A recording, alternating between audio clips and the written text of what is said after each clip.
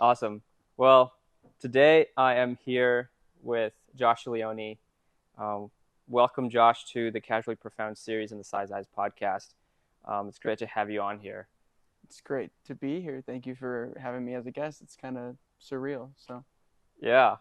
Um, Shout out to my friend Gopi woo! for letting us use the beautiful indoor rooftop area at the Oxbow apartment. So shout out to the Oxbow. So Yeah, shout out. informal This is a sponsor. beautiful place. Yeah, let's sponsor this podcast, please. That'd be great. Um, but yeah, man.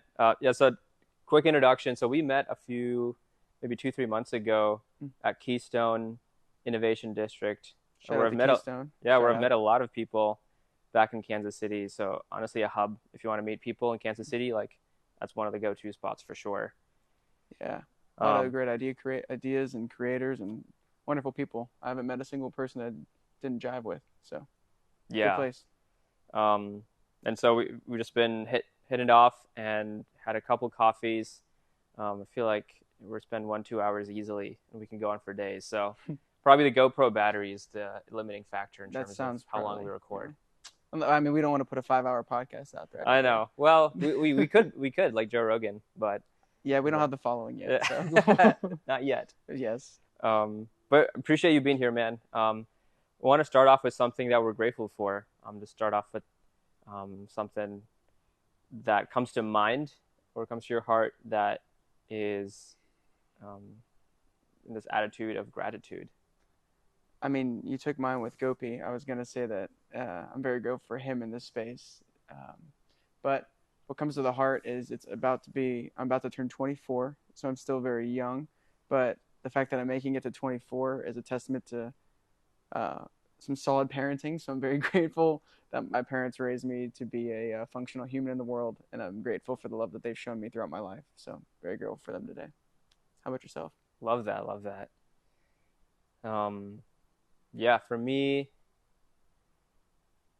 definitely my my partner. I think this is the first podcast episode. Oh, and the second one, I guess, that I'm recording. Having had being in a relationship, so it's and not having really been in one before, at least for an extended period of time. So grateful to have someone I can confide in, have someone to share emotional bond with and connection with. And it's really great, and I'm really grateful for being able to spend time together and like being that best friend that I didn't know I needed. Hmm. But it's really awesome to spend that one-on-one time uh, with them together. Yeah, man, that's awesome. Is Yeah. she has she been on the podcast yet? Not yet. Not yet. Okay. So Well, I do need to get her on. got your next guest lined up. I do. I do. I'll be seeing her in a little bit. So um, sure, definitely record soon with her. Yeah, absolutely. Well, awesome, man. Appreciate it. I love with that gratitude mindset, I want to do a quick visualization Okay. to get into the flow of things even more to help feel relaxed. So let's close my eyes and you can feel free to do the same. And whoever's listening and watching can also follow along.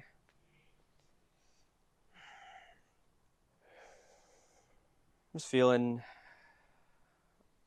all of our body, feeling our breath, starting to slow down the breath.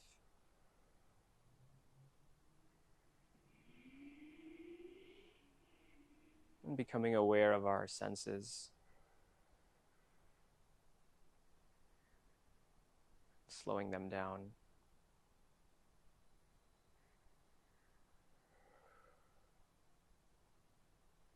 Feeling relaxed from the top of our head to our neck, our shoulders, arms, hands, our chest, our torso, all the way down to our hips, our legs, knees, feet, And our toes.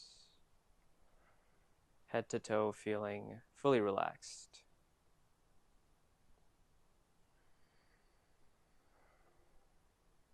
From this space, let's imagine about an hour from now having had one of the best conversations we've ever been a part of. Energy created, feelings shared,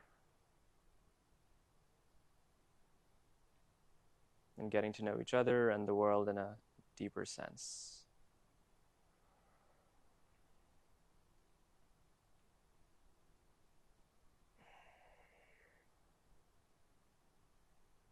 I'm just sitting in that moment and soaking it in.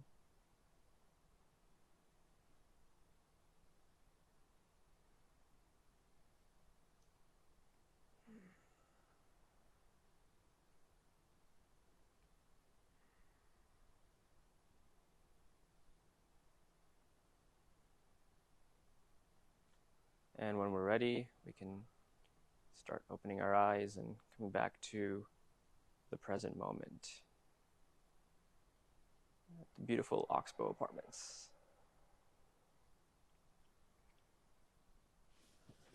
They got to give their interior design person a raise. I mean, if y'all could see what we saw, I mean, it's just like color coordinated. We got earth tones, beautiful patterns, a couple plants here and there. I appreciate that meditation. Thank you. Yeah, it's a relaxing setting as well. Yeah. So, first question I want to ask Josh is, who do others think Josh Leone is? What a question. It's funny to try and pin it down. I find it humorous to try and do like a mental gymnastics to land on one version of Josh, because so many people get a various different version. A lot of my closer friends would probably say I'm very passionate and driven. I care a lot about environmentalism, and I've made that a big part of my personality. I bring a compost bucket to family gatherings, very passionate about the things that I care about. Um, but then a lot of my friends would see me as the joker, the one who's always making everybody laugh. And I've done some shadow work to try and figure out where that comes from lately. So I'm working with the inner self, and that's like a whole box of convoluted and complicated, I don't want to say trauma, but emotional work that I've had to do. But foundationally, I'd probably say I'm passionate, driven, and humorous would be the three things people would characterize me as. Yeah. It's a good question. I like that. Can I send that back your way? Yeah. Who do others think I am?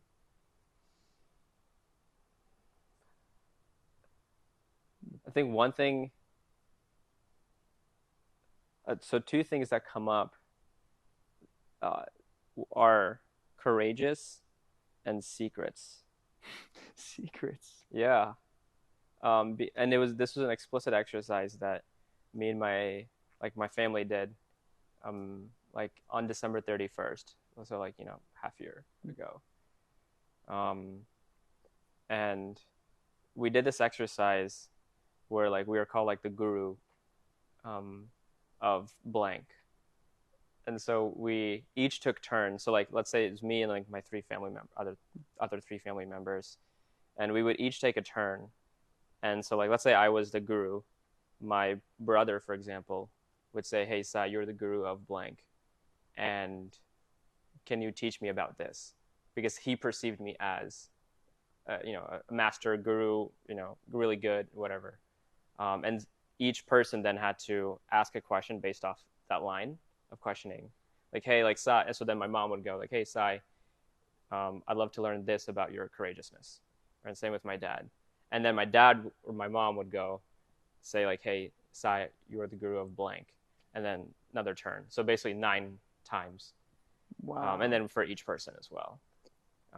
So I forget what my dad said actually, but my mom went first and she said secrets. Um, What a heavy practice. Oh Yeah, my gosh. it was pretty fun.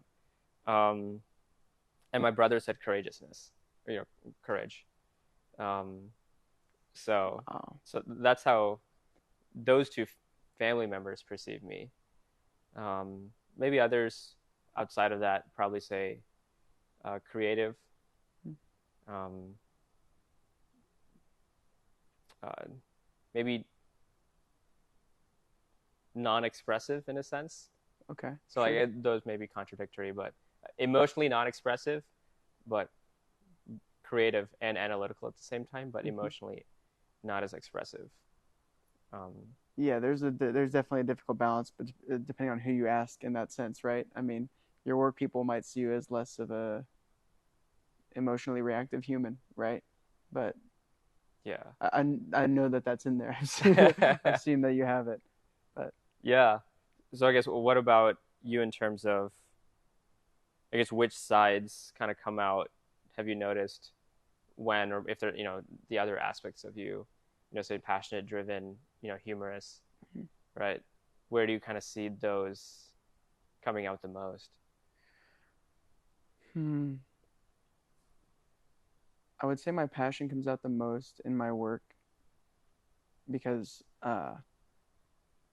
I've taken a lot of my value off of myself and put it into my work. And so when I'm doing things that I'm very passionate about, uh, I can overwork myself to the brink of exhaustion, and I'll just do that until I collapse or break. And it's like this. It's a bit of a vicious cycle, which I know how you are about your cycles, um, and I've been very introspective in the last couple of years to try and crack those cycles and get into them a little bit more. But I would say that I'm mostly I'm probably mostly perceived as passionate when I'm doing my work because I'm doing it till it breaks me, uh, which then has other ramifications because if you are broken and not resting and healing and being emotionally well, it tends to be hard to be fully there for those in your life, especially in relationships. I've had a very difficult time loving my partner as much as I love my work or what I'm doing in my life because that to me is where I'm giving all my self worth, and then my partner becomes more of an afterthought, and that's not a healthy way to handle a loving relationship. So my partners might think I'm too passionate about the wrong things, or previous partners, and so I would say that it just comes out. I can't help but let it come out in everything that I do. Mhm. You know, and when your parents and or when your mom and brother said that you were secretive or like secret, did that resonate with you? Did you feel that that fit? I think so. Really? In what context? I think well, my mom perceived me as that way because I um going back to the emotionally unexpressive, I would just kind of I wouldn't um initiate conversation about like, hey, how's your day, or I would just like leave it surface level, Mm, at least with my mom, mm, and I would I'm still working on it, so I don't think I've gone to where I want to be yet with that, but like, sh- she'd want to be like, hey, like, oh, here's what happened today, and like, here's how I feel, mm, and hey, how are you doing, and oh, like, why did you do that? Let me learn about this. Hey, how's your business going? Like all these things that she would want me to share about myself or be inquisitive about. I'm even though I show that with like friendships, mm. I seem to not do that in the family realm for some reason. Yeah, So that's why she said secrets, because it's like you're doing work but you're not sharing it at work. yeah. It's hard with the parents, especially, but that totally makes sense. Well, it's interesting then that your brother also, because you said your brother also gave you secrets, or No, no. no? So he Just said said courage. courageous. Okay, Yeah, got it. yeah. Yeah, I mean that does with that context that makes a lot of sense. I feel that I've had a difficult time opening up to my parents, especially the older I get, reminding myself to do that more frequently. So I can I Hmm. can understand that and resonate with that. Yeah.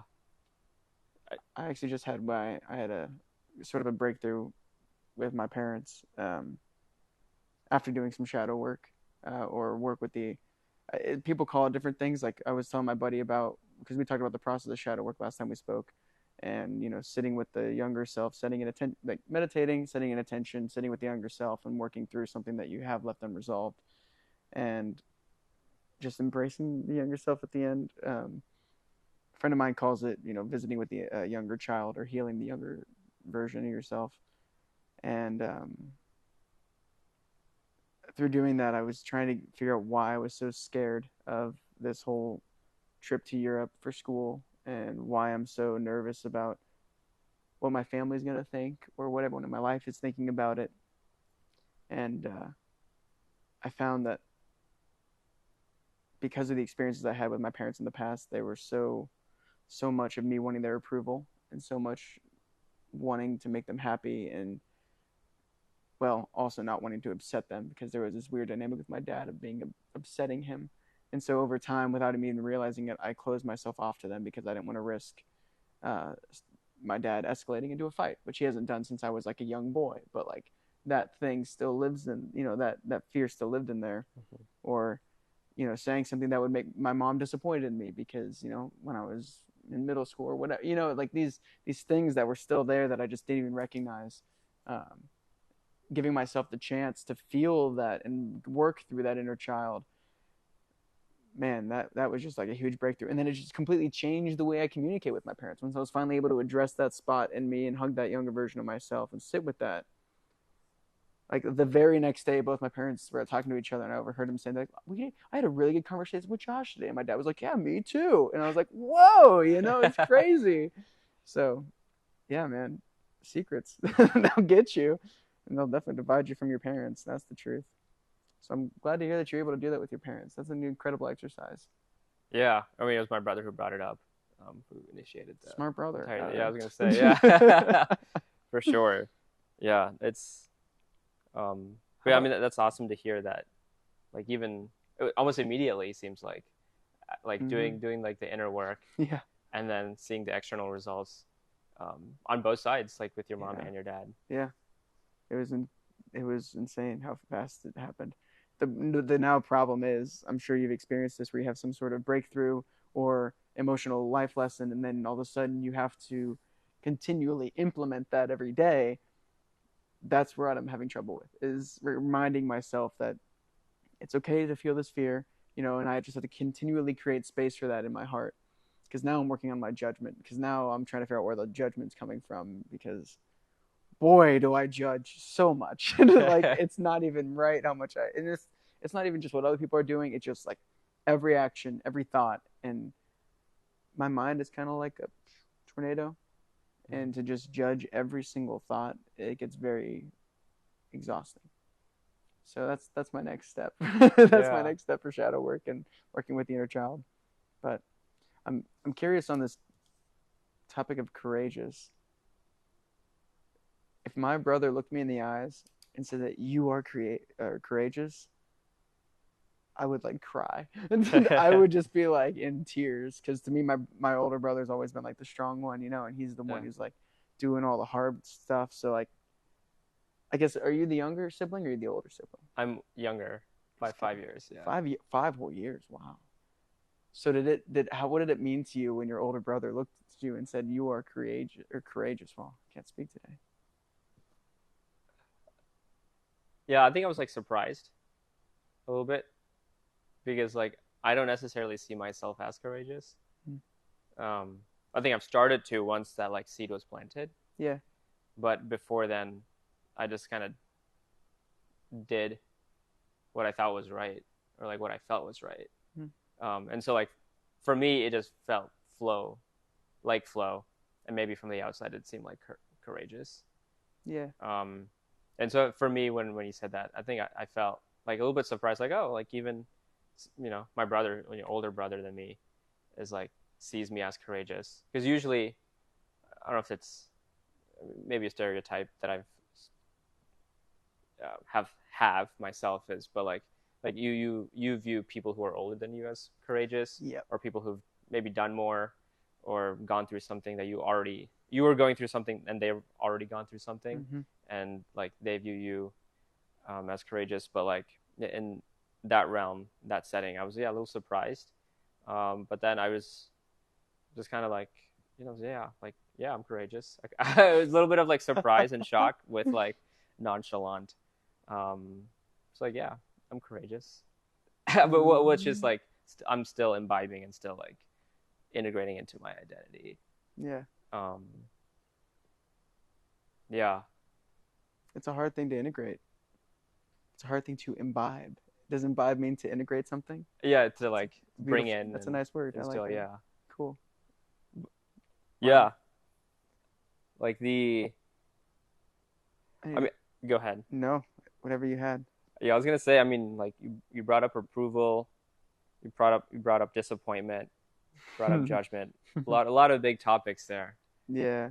A lot of big topics. Um,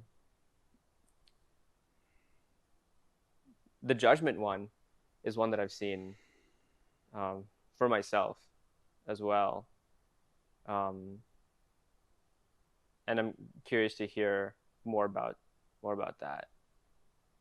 Like, I guess in what realm that kind of like shows up for you, or like maybe if you've seen other people um, judge you, or however that shows up in your life. Yeah. I have a difficult time. I have a difficult time trying to pin what other people are feeling or going through, and I try really hard to figure it out. Like I have pretty good sense of feeling how people are feeling in a setting, and then if I don't have a clear idea, I like try to like really judge it and dig into it. And so I'd say most of my judgment is not feeling like I'm being judged by people. It's me judging everything that's going on Mm-hmm. and how I'm reacting to it and my thoughts that are occurring as a result. So there's just like this triple layer of judgment that's allowing me to, well, that's not allowing me to actually feel what I'm feeling or react how I normally react.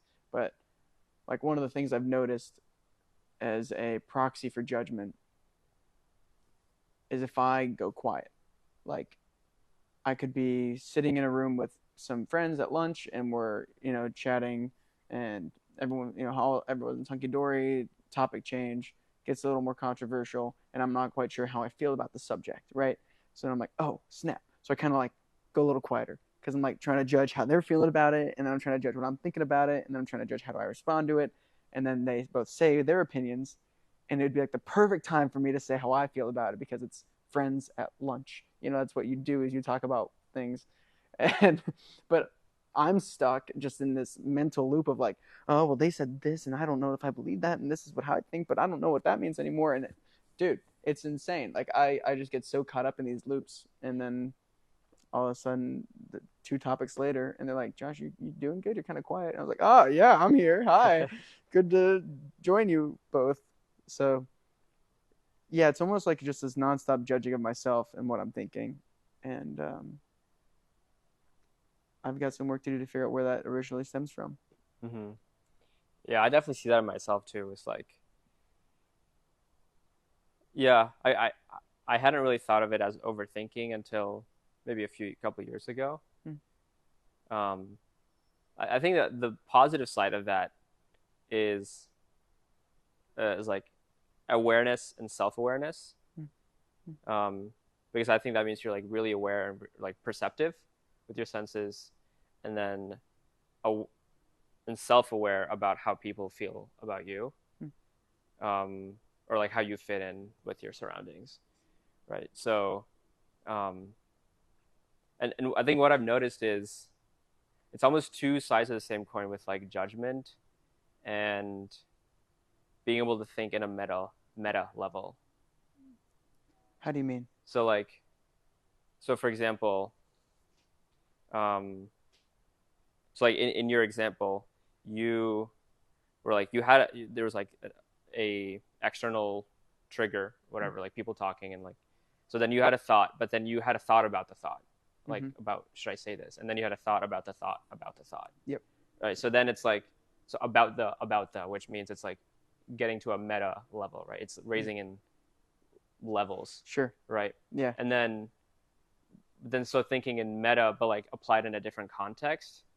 So for me, even like I'll give you the example of like the book that I'm writing, right? So like what I'm writing is hopefully not a self-help book, right? It's it's how to view self-help, which is a level above that. Changing the relationship you have with the activities and practices you're doing. Right. So it's not just, hey, how to do this better, or how to meditate better, how to have a better mindset, or shift your perspective to this, right? Mm-hmm. It's like it's how to view how to do all those things. It's almost like a how to rather than just a how to. Got it. So like, so all that to say, I think hopefully that's the positive side of overthinking or thinking a lot, let's say. Um, hopefully, thinking a lot. Whereas in some situations, it's perceived as maybe judgment or overthinking, and maybe leading to anxiety, etc. And then maybe in other settings, it's like, oh, you can really go deep on a subject and really zoom out and give a different perspective on things that other people may not have. Yeah. Okay.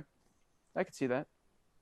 Yeah, and I do feel like that is one of those things that I've been able to um, claim as a strength is, well, because of the way that my brain likes to keep digging. I can get a lot of out of somebody in a short stint. Like if I meet someone for a 3 hour window, I feel like I know them pretty well by the end of it. Or it's been a superpower at different points in my life.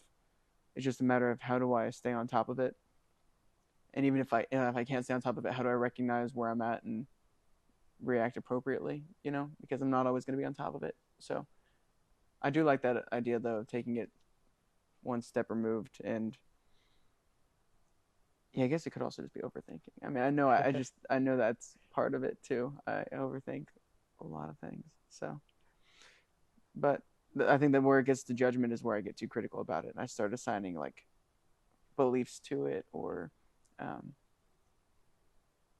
making like creating internal emotions about, oh well, not now I'm not good enough for this because all those Mm-hmm. judgments that go along with that. So maybe it's both, maybe it's a little bit not. I'm not quite sure, but I like your perspective on Yeah. it. It, switching topics, where I want to talk more about content creation. If you've had any more thoughts since, I guess, the last time we spoke, Yeah. and kind of where you are with that, because I know you've been, from what we've discussed, it's like you want to do content creation. Mm. Now, so you have a lot of things already out there slash like that you've created, whether it's public or private right now. Yes, I have a lot in my private collection. That Yes, is true. yeah, yeah. Yes. So it's like, all right, what do I want to share more publicly and document and you know, uh, yeah, share with people. So like, I want to hear more about where you are with that right now, and almost viewing this as like a mini time capsule Okay. ish. Sure. So be Yeah. like, maybe if you view this video in like a few years, it's like, oh wow, this is what I was thinking before I left for Europe. Yeah. Cool. I appreciate the opportunity to create a little time capsule. I, having been able to accept this aspect of fear and boil that down a little bit more digestibly, and part of the reason I want to boil down judgment is to make content creation easier. Because both of those things of me fearing what I'm creating and fearing how it's going to affect my life and then judging it all along the way is what's stopping me from creating more publicly.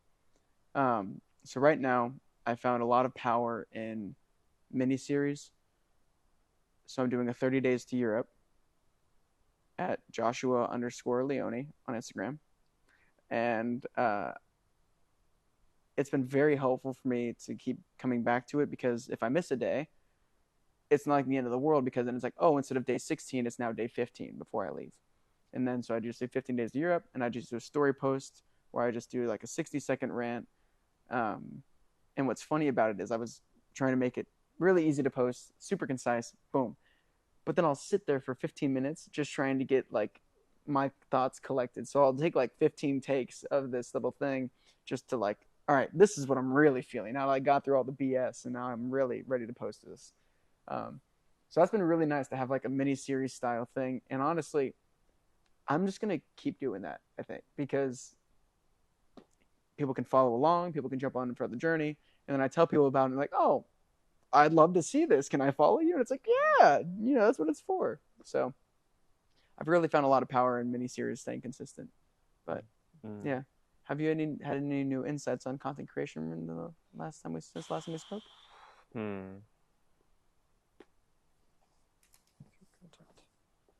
For Capture your me, thoughts. Oh, speaking of, yeah, any insights from content? Um, for me, I love the process of writing, and like that's what comes easy to me, and maybe what other people experience or perceive as like difficult of like writing a book. Like for me, like and I my former self probably thought like, oh wow, a book, like that's really tough. Like, can I ever write a book? Like that's like 100 pages, 200 pages, 300 pages maybe. Like how can I talk about something for that much? And then now it's like just like that, like like that's all it takes. Just just like that, seemingly, like like less than 2 weeks of writing, and this new draft, the one that I sent you was at like 20,000 words. The one that I finished was 34,000. Yeah, I mean it wild incorporated a lot of the things from the for 20,000 sure. word draft, Yeah, but I still a lot of it wrote it from scratch, minus a couple of copy paste from the previous one with a few editing, but still, um, like it comes if in flow, and I can be in flow maybe like 3-4 hours of the day, like given situations, like I can churn that out pretty fast, right? So like I'm like, all right, for me, right? I'm like, stop wasting time on these other platforms and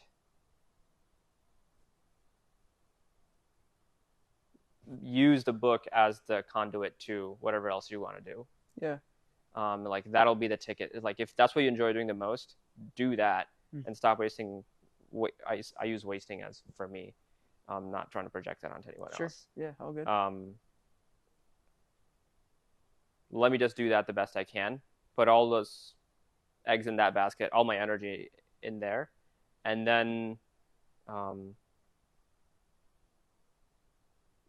build my whatever I want to build, my brand, my business, my clientele, my impact, um, my revenue, whatever it is from there.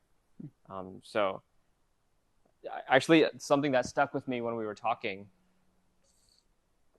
last was the difference between, because I think I shared what my business needed versus what I wanted to do. Yeah. Um, and then I don't know if you explicitly challenged me, but I took it as a question to think about, to ponder. Sweet. When I did, I was like, well, let's. I think right now, like the book is, I think both. Hmm. The book is both what the business needs and what I want to do. Well, boom. So, so then I have extreme clarity right now, and similarly to what you mentioned earlier about like, oh, if someone met me, they might think my personality is like all sustainability Hmm. related or something. Right now, if someone talks to me, probably my personality is a lot book related. It's just book, book, book. Yeah, it's like, hey, like how are things going? It's like, yeah, everything's going well, and I would just finish my draft, working on my book. So it's like it does come up very naturally, but it's something that I want to promote Yeah, naturally absolutely. No, it makes total sense. and actually want to talk about the things that are in there because I really believe it. Um, and so I think content is like, what are the things that I want to talk about Mm-hmm. naturally? Yeah. And if I so let me just create the longest form I can of that, which is a book in the deepest form, and then go from there. That's a great place to start. I mean, you're hitting it all in one go. It's especially if you're driven to do it. I mean, that makes it so much easier to do, right? So, absolutely. It's a great spot to just run with it. what Very about nice. what about you with any insights from this like series that you're doing or anything else content creation wise? Man, I'm so torn on content because I don't want to just pump out something that doesn't have worth to people. I want it to be something that is worthwhile.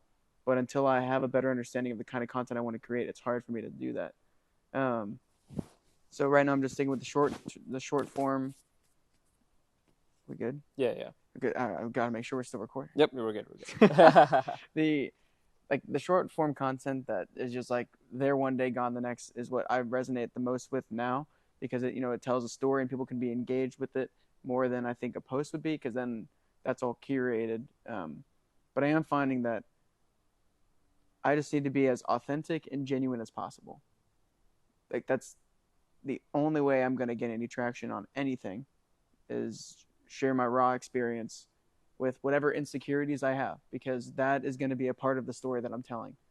I can try and get a hold on all of them, but I think we talked about it last time that sometimes the best way to help others is just, or sometimes the best way to help yourself is through helping others. And I've heard it that like for all my life, but I've got to just start doing that, and being okay with not having all the answers. It's just a hard thing to be okay with. So I'm hoping to find the easiest avenue to just pump out content that feels real. And right now it's the short form. And I hope that changes, because I love to write, I do. But I don't feel like I'm qualified to write a book on any specific topic yet. So Mm-hmm. my book days are probably down the line a bit. But speaking of the book, I'm glad we naturally got to it. I did want to ask you about your virtuous cycle that's in your book. I know we're Yes, talking before it's out in the world, it's perfect. but because I read through the part, like the first, maybe it was 20. It's hard. Pages are hard Yeah, on yeah. Google Docs, but I got through your first four Mm-hmm. cycles, right? And then you mentioned this virtuous cycle as sort of, is it designed to be the antidote? Could you talk to me more about what this virtuous cycle is designed to be for somebody? Yeah, I guess maybe give some background too for those who have not seen the draft. yeah. So I mean, it's basically there's what I talk about is these vicious cycles of self-help, self-care, and self-action, which is self-help being like gaining all this knowledge and not actually like putting it to use. Yeah, Self-care being like gaining all this energy to do stuff physically and emotionally, and like resting, but then if you do that too much, that could be laziness, that could be inaction, whatever that is. mm-hmm. And then also self-action, which is if you do that too much, then you're overwhelmed, burnout, etc. So which a lot of people find themselves in, particularly at work. um, Yeah, and so let me fix this a little bit as I keep going. But for me, so those are like the vicious cycles. The virtuous cycle is finding the right balance between those. Honestly, that's what the diagram is trying to represent. Where like, hey, if you feel bad, or if you like there's a trigger for something, right? Normally, let's say in the past, if your default response has been to overwork yourself, or over self help, or over self care, mm. then instead of that, try to incorporate the other aspects of energy creation and exertion. So like that's why I try to view things in the lens of energy rather than time or anything else, because energy is actually the thing I think that we have the ability to control. We can't control time. We can control our energy, and the energy expended just happens to span some time. Sure. So um, so the virtuous cycle is all about this balance, and not like 33, 33, 33, Got it. but Yeah, yeah. it's this equilibrium that there's a healthy mix of potential energy created through self-help and self-care, which for me, I define self-help as something that's mental potential energy. So something you can read, you learn through reading a book or listening to a podcast, whatever. Self-care is your emotional and physical potential energy. And so when you have that mental, physical, and emotional potential energy created, you need to leverage and exert that potential energy somewhere. Otherwise, you fall into the virtuous cycle trap. So for me, the virtuous cycle is sorry, the vicious cycle The trap. vicious cycle trap. Yep. Um, Virtuous is what we want. yeah, yeah. That's what So we're sorry. going for. All good. The virtuous cycle then is just finding that balance. Is like, hey, like I have this potential energy. I have to go exert it somewhere. I have to, whether it's physically working out, whether it's like a project that we want to do, like posting on social media, whether it's writing a book, whether it's um, emotionally expressing yourself. So like doing the inner work, like crying, um, like all these things. We have that potential energy build up. Now let's leverage it. Like it's good. It's good that we have the potential. Now let's like exert that. So the virtuous cycle is really all about this balance and equilibrium of energy that we have um, control over. And when people say, I've heard the quote, I'm going to butcher it, but um, like time management is really energy management. It's like if you want to manage your time, manage your energy, something along those lines. Like this is a very in-depth way of explaining that quote.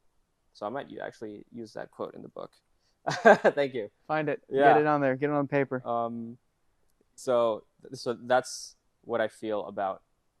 And then once you've done it once, then it's like, oh, this actually feels good. I'm not just reading aimlessly for all these books and finding answers. I'm actually discovering answers for myself by taking action. Yeah. Yeah, that's great. I in the self help circles, I find myself in one of my buddies is like, yeah, I've got 8 books that I'm reading, and I'm like, dude, that's awesome. I can barely manage to read 2 books at once, you know. Uh, but like whenever I am consuming self help content, which is always, it's just this non-stop slog of more and more quotes and more different ways to say the same thing, and it's just like I've gotten to the point where I'm using self help as a means to procrastinate helping myself. And it's wild. It's like, well, this is the opposite of what I'm supposed to do with this information. So I appreciate you being able to put it in a concise way and putting it in this, let's make a cycle that is more enjoyable than that. Yeah, and yeah, I've seen myself fall into that. It's like I want to help other people who may be experiencing that and put something. And I've seen where it's like when you have like a framework that like simply explains something in words or pictures or symbols that you yourself couldn't verbalize or symbolize. It's like, oh wow, this is what it really feels like. So Yeah. let me ask you then. I've seen the diagrams, and I've heard you talk about them. And you said you've gone through them. You said you've gone through all these vicious cycles, right? I think I'm working myself through them. Yes. Yeah. So then, what is it in your life or in your mind that changed and allowed you to be able to see the virtuous cycle, and what has allowed you to implement that in your life? And well, I guess, are you implementing it in your life, and how does that look? And that's like 4 questions all at once, but maybe we'll Yeah. start with, how has that looked in your life to Yeah. come to terms with what you're struggling with? Yeah. I think my job at 2U Laundry, my marketing position at the startup that I was at before I left last year, I think that was one of the first catalysts, because previously in the tech consulting job prior to that, I didn't really apply myself fully. It was just like do the bare minimum and get by and like clock in, clock out mentality. But then in the startup job, like everyone's operating at a higher level than who everyone was like at the full-time job that I experienced. And so it's like once you're surrounded by those people, you're forced to get up to that minimum level threshold. Otherwise, you're done. Yeah, absolutely. So that's Trial what by fire. Yeah, exactly. Right. Trial by fire.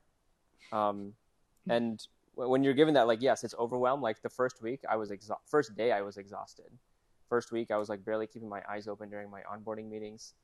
And so, but eventually that became the norm, right? So that I expanded my, let's say, energy levels or capacity to take in information and actually leverage it in some way. So So that job really forced me to take action and not just theorize things. Ooh, yeah, And when you're in that position of actually not being the strategic mind, but also the executor, when you're in that role of the executor, that forces you to be in that self action mindset sure. compared to self help and self care. Makes total sense. Um, so that job was like really instrumental, and then also seeing other people around me work even harder, That'll especially the do it. co-founders.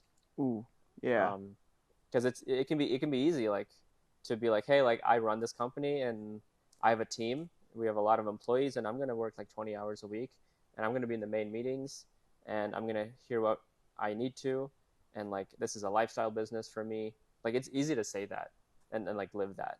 But props to Dan and Alex, the two co-founders, who were probably the two of the hardest workers at the company, so they set the tone that um, like yes, like what the company was trying to build will take effort, um, and there's gonna be challenges along the way that build resilience, that build courage, etc.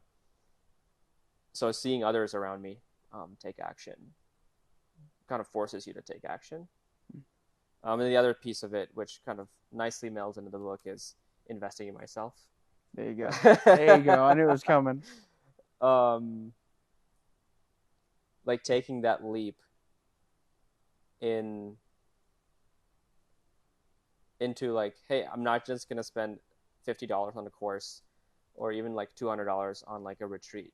Like those are very helpful, and there's more as well, right?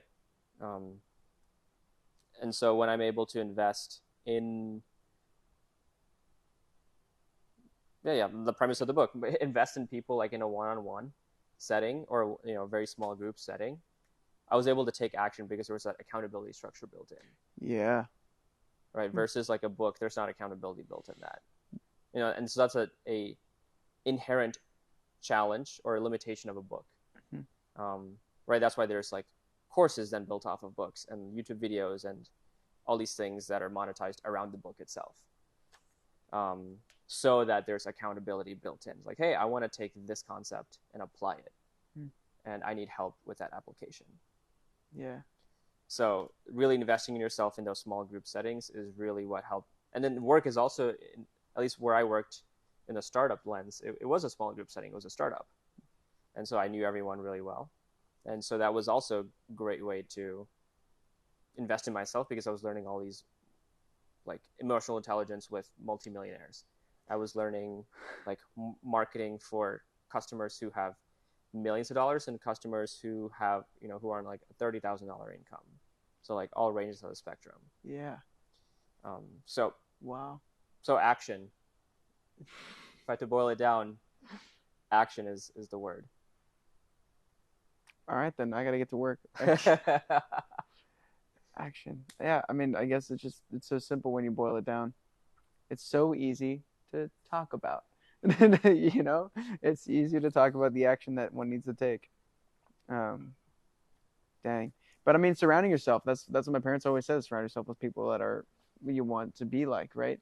Um, you can tell a person's character by who they surround themselves with, and I can imagine surrounding yourselves with those higher level entrepreneurs is going to naturally just bring that out of you. Um, it's good to know. Yeah. I guess, what are you excited for? What are you looking forward to in as you move on to the next chapter of your life and moving to Europe, um, and get more into content creation, but everything else outside of that too. What are you like? Man, I like this is fun. I want to look.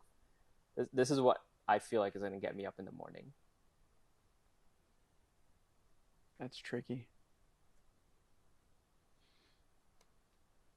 Surface level, I'm very excited to see the people that I've gotten to know in Europe, lived there in the past, and that the people that I got to know and be with there, I'm incredibly excited to see them. And I don't mean surface level to say that that's not deep in my heart. Like that is just prime what I'm most excited about at this moment. But what I'm excited for the experience to bring out of me is the culture that I'm going to be surrounded with, living in Austria and specifically in Vienna, like the culture of music is going to be so prominent, and I hope to get more involved into some sort of music scene while I'm there, and also push myself to be a more active member in whatever it is I choose to focus on. Like at the moment, it's sciences, conservation, and forest management, and to just be surrounded by people who are all incredibly focused on that, and that is what they want to do with their lives. I think that's what's going to get me up in the morning, is be around these people who are doing the active research to change the things in the world that I want to see changed. Because it's right now it's a fun distant dream that I'm going to be living in Europe, but like 15 days, like I'm leaving in 15 days, and that's getting more and more real by the day. And yeah, if I had to boil it down, I would say I'm incredibly excited to work with people who are actively trying to change the world for the way that I see is the best. That's what's going to get me up. And if it's not what's going to get me up, then I will change careers, I suppose. But at the moment, that feels like this feels like what it's going to be. Yeah. So I guess not looking back, what your experience in Kansas City hmm.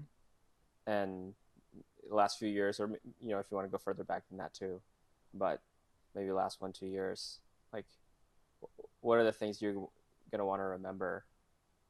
Again, almost like a time capsule exercise of like, hey, um, this was my time in Kansas City. This chapter, what comes to mind? I met so many amazing people while I lived. I'm from Olathe. I spent a lot of time in Kansas City, and I moved here for a little bit last year. And I've just gotten to meet so many amazing pockets of people. Like Kansas City is full of these little niches where, like the native plant world, oh my gosh, you haven't met any people in the native plant world, you gotta meet them. They are so cool. And that's just like one little pocket. Then there's the entrepreneurial pocket that just happens to live on 18th Street at the Keystone Lab, right? Like that. It's just there's so many little pockets in Kansas City, and I'm so grateful for all the people that I've met who have invited me into their pocket for one time or another. Um, yeah, the fact that this city has space for everybody, it's kind of crazy. You don't even notice all Yeah, the different kinds of people living here. Um, so I do really love this city for that, and I'm grateful for the multicultural experience I got in the Midwest. Like people don't often think of that, but it's been awesome. Yeah, so I'm very grateful for Kansas City for that, the education that it's given me, not just because I went to Johnson County Community College too, education from that perspective, but also the life education I got from people that I've met. So just a lot of gratitude for Kansas City, and I would definitely do a lot of things differently now, knowing what I know. Um, but it was a great city to me. It's been treating me very well. Yeah. Do you feel similarly about Kansas City? Is that something that you feel happy to be here, or is it like a when am I on to the next place? that's what I thought when I moved back here, Really? or maybe not as like vulgar, Mm, or like as strong, but moving here, I was like, all right, I'll be here for a few months, and mm. then move back to Charlotte, because I was starting to have those feelings that you expressed for Kansas City. I had those for Charlotte, Ah, um, tricky. and I still do, but um, now meeting my partner here, um, and like starting to build that community, like a keystone and all these different pockets, like you said. Starting to see all these different areas, like, oh wow, Kansas City does have a lot to offer that I either came up when I was after I graduated high school, or more likely were there and I just didn't know about it, Yeah. right? Or maybe a combination of the both. So I really feel like, oh yeah, Kansas City is home and not just like a temporary stop. Mm. Even if it is like, because I'll probably move out of here in the next 12 to 18 months, um, depending on my partner's plans, with education. But for the time, it actually gives me a little bit more sense of comfort, honestly, that I do have like an end in sight. Hmm. because it's like because when there's a finish line, when there's a deadline, I tend to like get my shit together. Yep. I'm sure. Yep. So you might be experiencing that with 15 days. I am.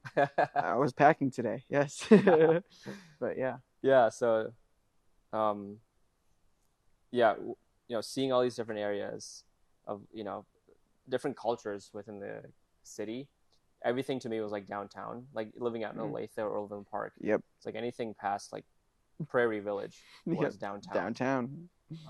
But now it's like now there's a crossroads, and not now. There always has been the crossroads, and like all these different areas of the city, like um, and so getting to explore each of those, going to the coffee shops, honestly, Yeah, the coffee shop scene here. pretty good, Yeah. underrated. I think they say it's some of the best, or it's some of the most diversity in any city in the U.S.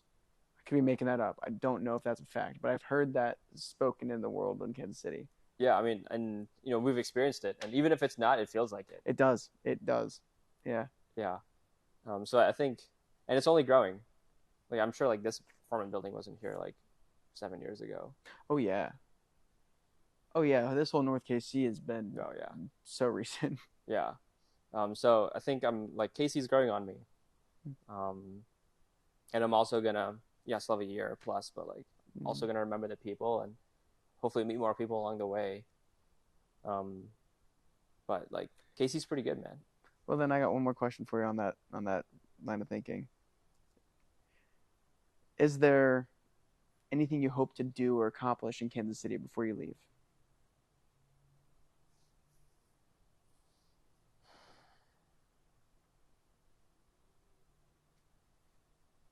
I want to be one of the go-to people